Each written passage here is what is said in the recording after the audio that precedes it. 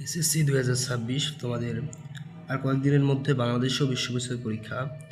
এই জন্য আমি আজকে সাজেশন নিয়ে আসলাম যে তোমরা 7টা সিকিউ এক্স্যাক্টলি কোন কোন অধ্যায় পড়লে কোন কোন সেট পড়লে বাংলাদেশ ও বিশ্ব পরিচয়ে কমন পাবা সে সম্পর্কে আমি বিস্তারিত বলবো। তোমরা ভিডিও জুড়ে থাকবা এবং চ্যানেলটি সাবস্ক্রাইব করে রাখবা।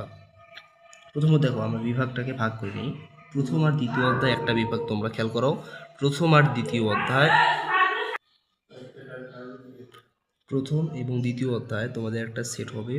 প্রথম অধ্যায় দ্বিতীয় অধ্যায় করলে তোমরা ওখান থেকে একটা প্রশ্ন কমন পাবা, এরা আশা করা যায়। তোমরা যদি প্রথম অধ্যায় দ্বিতীয় অধ্যায় এই সেটটা করো তাহলে একটা প্রশ্ন পাইতেছো।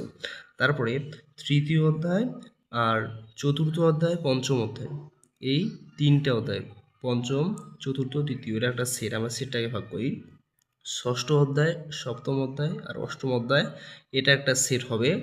এবং দেখো, তারপরে এই যে একটা জাতিসংঘ বাংলাদেশ, এই যে একটা আলাদা একটা অধ্যায়, এখান থেকে একটা সিকিউ আসে সবসময়, এখান থেকে একটা সিকিউ আসে, তোমরা এটা পড়তে পারো, এখান থেকে একটা আসবে।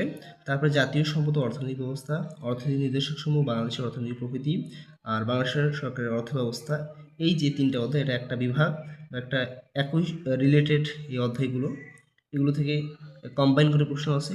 তারপরে যে দুইটা অধ্যায়, তিনটা অধ্যায় মূলত, তারপর একটা কম্বাইন করে প্রশ্ন আছে। মূলত পঞ্চদশ অধ্যায়, যেটা 15 অধ্যায় থেকে একটা সিকিউ 100% থাকে। তোমরা দেখো, তিনটা সিকিউ 100% কমন পাইতেছ 15 অধ্যায় থেকে, নবম অধ্যায় থেকে। আর যদি তোমরা প্রথম আর দ্বিতীয় অধ্যায় করো, তিনটা সিকিউ তোমরা অলরেডি কমন পেয়ে গেছো। আর তোমাদের লাগে করা সিকিউ তিনটা পাইছো, আর করে লাগে 5টি লাগে, আবার 5টি কমন পেয়ে দেবো। আর কোন কোন বিভাগ করলে তোমরা 5টি কমন হবে দেখো, তোমরা প্রত্যেকটা বিভাগ থেকে 2টি করে সিকিউ আসবে। তোমরা যে কোনো 2টি বিভাগ বেছে নিতে পারো।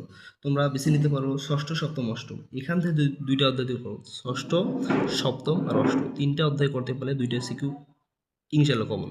এখান থেকে তোমরা 2টা পড়তে পারো, অথবা পঞ্চম, চতুর্থ, তৃতীয়, এই 3টে থেকে 2টা সিকিউ তোমরা কমন নিতে পারো।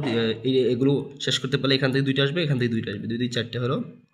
তোমরা যদি কেউ চাও যে আমরা ওগুলো পড়বো না, আমরা পড়বো দশম, একাদশ, দ্বাদশ, এখান থেকে পড়বো, এখান থেকে তোমরা যদি পড়ো এখান থেকে 2টা পাবা। তাহলে তোমরা যে কোনো সেট বাছিয়ে নিতে পারবো, তোমাদের ইচ্ছা।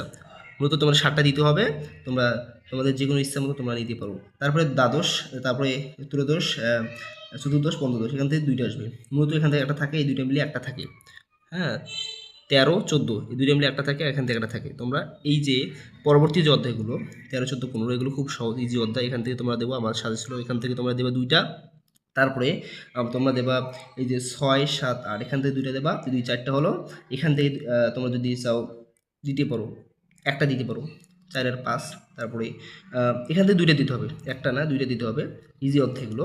তারপরে এগুলো থেকে 2টা দিলা, 6টা হলো। আর একটা যদি তোমরা এখান থেকে দাও, বাংলাদেশের যে পূর্বের যে আন্দোলন, এগুলো তোমাদের জানা বিষয়, স্বাধীনতা, মুক্তিযুদ্ধ, এগুলো তোমরা যদি দাও তাহলে অলরেডি তোমাদের 7টা সিকিউ কমন দিচ্ছে। তোমরা যদি চাও যে এইভাবে পড়বো, তাহলে তোমাদের 7টা সিকিউ 100% কমন পাবো তোমরা।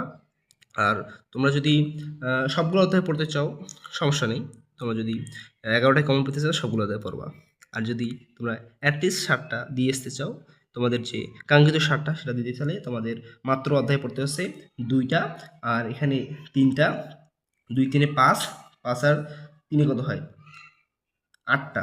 8টা অধ্যায় তুমি 8টা, আর এখানে যদি অ্যাটলিস্ট এখান থেকে একটা সিকিউ আসে, যে এটা এটা অধ্যায় থেকে, তাহলে 9টা অধ্যায় যদি করতে পারো তোমরা, তাহলে তোমরা 7টা সিকিউ অ্যান্সার করতে পারবা। এই পর্যন্ত আমরা ভিডিও নিয়ে আসলাম যে কীভাবে তোমরা পরীক্ষার তোমাদের সামনে আগের রাতে তোমরা কীভাবে একটা প্রস্তুতি নিতে পারো সেটা নিয়ে। এবং তারা চ্যানেলটি সাবস্ক্রাইব করে সাবস্ক্রাইব করে রাখবেন, এবং ভিডিওটি ভালো লাগলে একটা লাইক দিয়ে দেবেন।